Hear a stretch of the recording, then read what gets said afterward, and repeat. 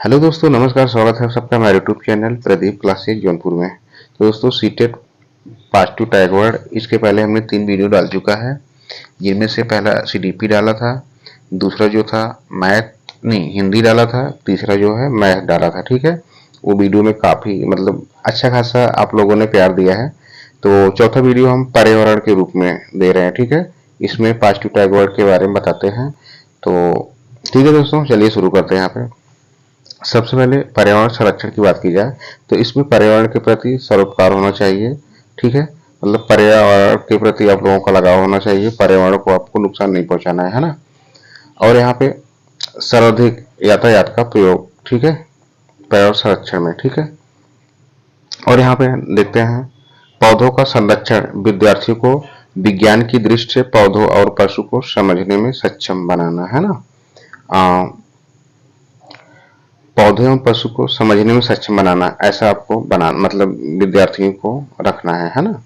और यहाँ पे देखते हैं महत्वपूर्ण विधियां, स्थानीय से वैश्विक की ओर होना चाहिए और निर्देशित खोज होना चाहिए है ना बच्चों में। और बच्चों को सरल से कठिन की ओर ले जाना है, ऐसा नहीं कि आप कठिन से सरल की ओर ले जाइए ताकि बच्चे समझ ना पाए, है ना। और बच्चों को खोज युक्त बनाना चाहिए।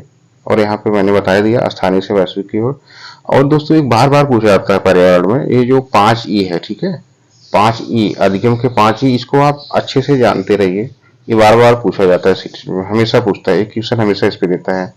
तो देखिए इसमें क्या है, 5 ई उपागम में पहला जो है वो शामिल करना। ठीक है, पहला शामिल करना यहाँ पे होगा, दूसरा जो होगा वो खोज करना होगा, है ना, तीसरा व्याख्या करना, चौथा विस्तारित करना और पांचवा मूल्यांकन करना। मतलब ये 5 ई अगर कहीं पे रहेगा तो आप इसको समझ जाइएगा 5 ई में ये शामिल है ना।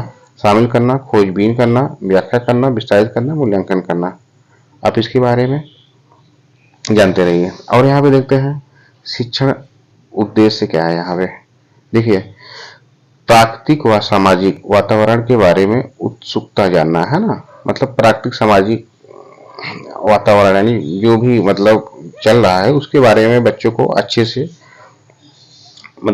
जानकारी इकट्ठा करके उनको प्रस्तुत करना उनके सामने, है ना, ताकि बच्चे आसानी से कोई चीज उससे जोड़ के अपना सीख सके, है ना। और यहाँ पे देखते हैं खोज की क्रिया में लगाओ, है ना। बच्चों को ऐसा आप बनाइए ताकि वो खोज, कोई भी चीज खोज करें जो उनसे जिसे वो जो जानते हो उसके बारे में, ताकि उनको इंटरेस्ट बढ़े उस खोज करने में, है ना। बच्चे खोज करने में इंटरेस्ट ज्यादा रखते हैं अगर आप उस तरीके से आप बताओगे उनको। और यहाँ पे देखते हैं जीवन और पर्यावरण में सरोपकार, है ना। आप बच्चों को जीवन पर्यावरण के प्रति सरोकार करना है ना।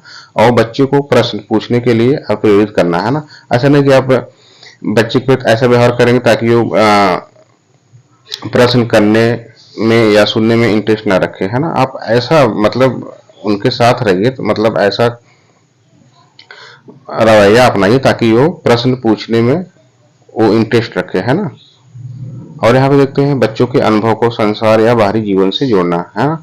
बच्चों का जो भी अनुभव रहेगा वहाँ पे क्लास में, तो फिर उनको संसार या बाहरी जीवन से भी जोड़ के पढ़ाना होगा। ऐसा नहीं कि किताबी ज्ञान बच्चों को दीजिए ताकि वो समझ ना पाए, है ना। आप उनके बाहरी जीवन से जोड़ के आप कोई भी कुछ भी टॉपिक पढ़ाइए तो बाहरी जीवन से जोड़ के पढ़ाइए, क्योंकि बाहरी जीवन से बच्चे को आसानी से समझ में आएगा। अब दोस्तों, यहाँ पे देखते हैं सीटेट का पॉजिटिव टैग वर्ड, है ना। पॉजिटिव टैग वर्ड में क्या क्या है यहाँ पे। अगर एकीकृत पर्यावरण की बात की जाए, जैसे इसमें भाषा गणित कक्षा 1 to 5, ठीक है, अगर ऐसा आएगा तो आप पॉजिटिव टैग वर्ड के रूप में चुनिएगा, है ना।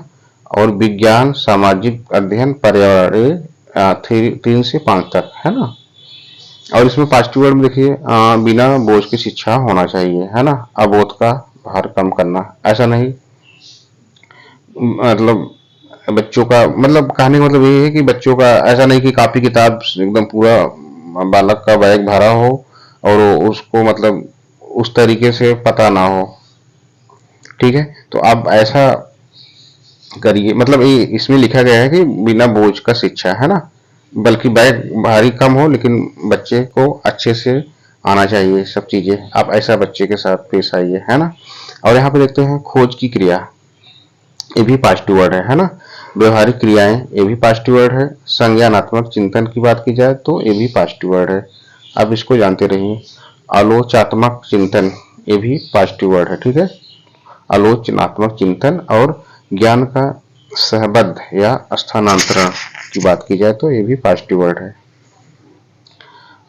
गहन जांच करना, जांच या परख या कल्पना परख या प्रश्न पूछने के लिए अभिप्रेरित करना, है ना।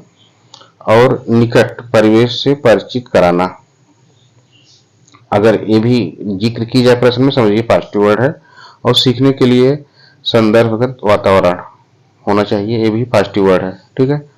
और यहाँ पे सामाजिक सांस्कृतिक पर्यावरण से जोड़ना, बच्चों को कोई भी आप टॉपिक दीजिए, सामाजिक उसके सांस्कृतिक रहन सहन जो भी चल रहा है उसको जोड़ के आप बच्चे को पर्यावरण सिखाना है ना। और यहाँ पे देखते हैं अवलोकन, मापन, भविष्य कथन या वर्गीकरण आदि कौशलों का विकास करना। और सक्रिय अधिगम अनुभव की बात की जाए तो ये भी पॉजिटिव वर्ड है ना। पारस्परिक क्रिया, बच्चे एक दूसरे से परस्पर आसानी से सीखते हैं, है ना। अगर ऐसी जिक्र की जाए तो समझो कि वो पॉजिटिव वर्ड है। और यहाँ पे गृह कार्य, विस्तारित अधिगम के लिए चुनौती और उत्तेजना, ठीक है। दत्तकार क्या है, अधिगम विस्तार के लिए है, दत्तकार भी पॉजिटिव वर्ड है ना। आकलन, रिक्तियों व कमियों की पहचान करना। अभ्यास में क्या है, अंतः प्रकड़ी या अंतः निर्मित पाठ के बीच में, ठीक है। अब यहाँ पे देखते हैं निगेटिव वर्ड क्या है, निगेटिव जो टैग वर्ड है यहाँ पे देखते हैं। काम और रोजगार की दुनिया से जोड़ना, बच्चों को काम और रोजगार की दुनिया से नहीं जोड़ सकते क्योंकि बच्चों का ध्यान भटक जाएगा, वो सीख नहीं पाएंगे, है ना। तो आप इसको ध्यान दीजिएगा, अगर ऐसा आएगा तो आप निगेटिव मारिएगा।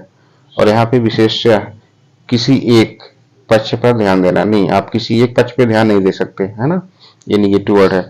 अभिभावक के विचारों को स्वीकार करना, नहीं भाई, उनके विचारों को नहीं स्वीकार कर सकते आप, ये भी निगेटिव वर्ड है।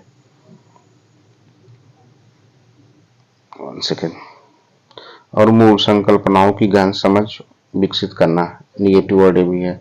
अगले स्तर के लिए विद्यार्थियों को तैयार, अरे भाई पहले जो उनका जो है अच्छे से पढ़ाइए, अगला अगले स्तर के लिए सोचेंगे तो जो पहले स्तर में आप पढ़ा रहे हैं उनको वो अच्छे से सीख नहीं पाएंगे, है ना। ये भी निगेटिव वर्ड है। कड़े अनुशासनक को सुनिश्चित करना, नहीं भाई, अनुशासित नहीं कर सकते बच्चे को, ये भी निगेटिव वर्ड है। लिखित कार्य में अधिक अभ्यास, नहीं, अधिक अभ्यास आप नहीं करा सकते, त्रुटियां भी उनको शामिल करना पड़ेगा क्योंकि त्रुटियों से ही वो सीखते हैं। और यहाँ पे इकाई परीक्षाओं का आयोजन करना, निगेटिव वर्ड है ना। चार्ट बनवाना, श्लोक लिखवाना, ये सब निगेटिव वर्ड है। पाठ्य पुस्तक की श्रेष्ठता बनाना, नहीं, पाठ्य पुस्तक को पाठ्य पुस्तक तक बच्चे को सीमित नहीं कर सकते आप, ठीक है। उनके बाहरी जीवन से भी बच्चे को जोड़ के पाठ्य पुस्तक को पढ़ाना होता है। और अमूर्त से मूर्त की ओर, नहीं भाई, जो चीजें दिखाई नहीं दे रहे फिर उससे फिर मूर्त की ओर जो दिखाई दे रहे है तो आप ऐसे नहीं कर सकते।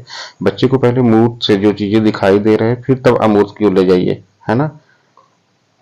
ये बड़े क्लास के लिए हो जाएगा। तो आप दोस्तों ये जानते रहिए, ये निगेटिव वर्ड है यहाँ से यहाँ तक, आप इसको अच्छे से स्क्रीनशॉट लेके एक बार देख लीजिएगा, है ना।